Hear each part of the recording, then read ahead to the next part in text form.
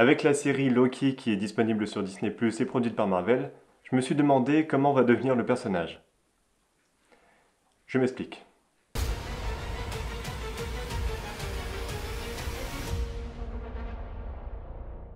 Loki est inspiré du dieu de la malice dans la mythologie nordique. Il est le frère de Thor, le dieu du tonnerre, et le fils adoptif d'Odin. C'est en gros un personnage qui fout la merde. Et la saga de films présente le personnage comme un homme...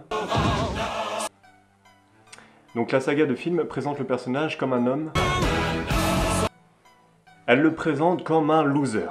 Pour sa première apparition dans le film Thor, c'est un personnage jaloux de son frère et qui cherche à avoir l'approbation de son père. C'est un bonhomme très tiraillé, avec une grosse part d'ombre, mais pas seulement. C'est pas juste un personnage manichéen qui veut foutre la merde et essayer de contrôler Asgard, qui est le monde où vivent tous les dieux. C'est un personnage qui cherche à avoir une reconnaissance et qui est en quête d'amour. Par ces aspects-là, il est très humain, même si c'est un dieu, je sais, mais surtout le public peut facilement s'identifier à lui. Mais en tout cas, il est moins machiavélique que ce que nous décrit la mythologie. Il a des motivations basées sur la recherche de pouvoir, mais surtout l'amour. Donc ça, c'est le personnage dans Thor 1. Dans Avengers, la seconde apparition où on voit le personnage dans la saga Marvel, il devient un personnage un peu plus manichéen, avec un plan qui en gros est « je veux contrôler le monde », et à la fin du film, il est un peu plus utilisé de manière comique.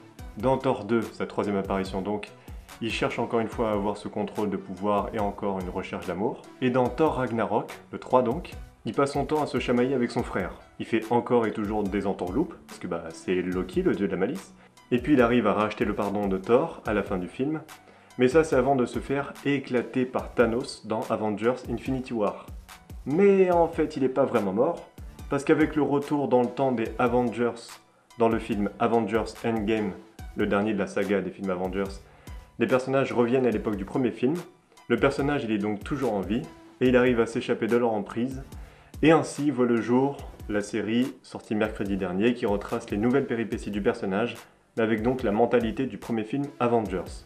À savoir un mec qui veut contrôler l'univers et qui est toujours l'ennemi de son frère Thor. Et toutes ces péripéties nous montrent le personnage avec un aspect de plus en plus comique, comme on l'a dit tout à l'heure. Il passe quand même de ça dans Thor 1. Naïm est assujetti à ton exil. Oui, mais n'y a-t-il pas un moyen de... Et mère ne permet pas que tu reviennes. Je suis vraiment navré. À ça dans Avengers. Je suis un dieu, stupide créature. Je ne me laisserai pas malmener par...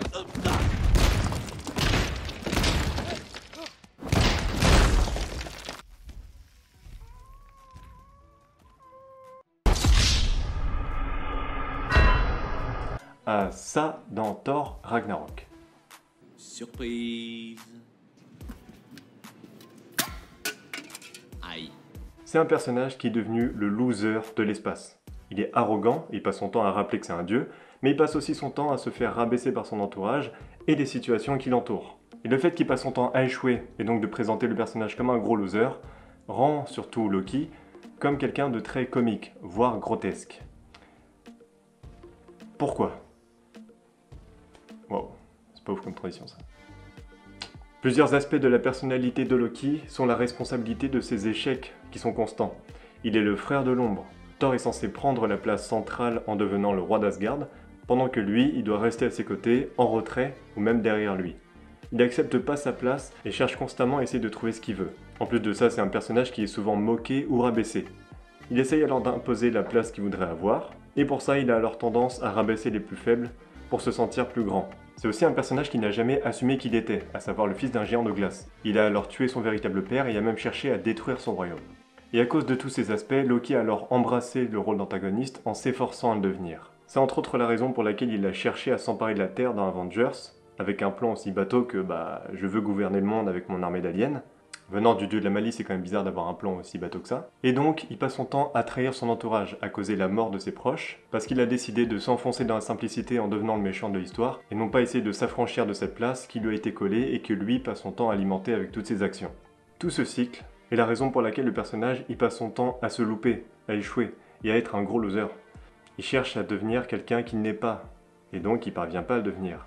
Mais aussi, il échoue parce que c'est un antagoniste. Et dans l'univers Marvel, et celui des super-héros tout court, les méchants sont généralement voués à échouer. On pourrait penser que sa mort dans Infinity War est aussi un échec parce qu'il n'a pas réussi à tuer Thanos, mais c'était en fait plus une forme de sacrifice qu'il a fait devant Thor, pour lui prouver à nous, spectateurs, qu'il a bouclé son arc d'antagoniste, mais surtout pour montrer à son frère qu'il l'aime et qu'il est devenu un héros.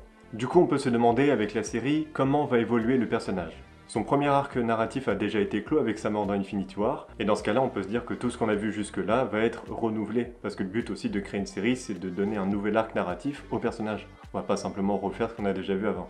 Donc évidemment, on va retrouver les aspects qu'on le connaît déjà, ça reste Loki quand même, donc ça va être un personnage très malicieux, vicieux, aussi un peu imbu de sa personne. Vous pouvez me faire confiance. Loki, j'ai passé en revue le moindre moment de votre vie passée. Vous avez littéralement trahi vos semblables chaque fois que c'était possible. Je n'ai qu'à pas recommencer. Mais avec une autre vision des événements. Et d'ailleurs, alerte, petit mini spoil de l'épisode 1 et un peu de l'épisode 2 de la série. C'est pas un truc de ouf, hein, mais bon, ça révèle quelques petits éléments. Donc si vous voulez vraiment rien savoir, je mettrai un petit timecode, comme ça vous pourrez vous rendre directement et essayer de sauter cette section spoilers. Mais c'est, encore une fois, pas grand-chose. Dans le premier épisode, le personnage, il est présenté pendant presque tout l'épisode, encore une fois, comme un loser, comme un comique, qui se fait bolos pour changer, puisqu'il est encore une fois dans cette boucle du vilain qui cherche à entuber son entourage, et qui a donc la mentalité du premier Avengers. Mais à la fin de l'épisode, les événements ont eu pour office de déclic, ce qui va le pousser à devenir un autre personnage qu'il était jusque-là.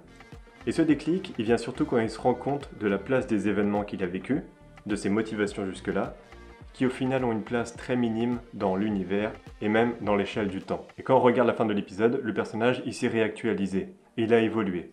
Et quand on voit l'épisode 2, on peut voir que Loki a une nouvelle dynamique. Il s'est un peu détaché de l'image du mec qui passe son temps à échouer, même s'il n'est pas aussi dramatique que dans le premier Thor, il reste assez léger comme personnage, mais il a quand même eu une évolution. Il représente de plus en plus le personnage qu'il est censé être. Un personnage malicieux et vicieux.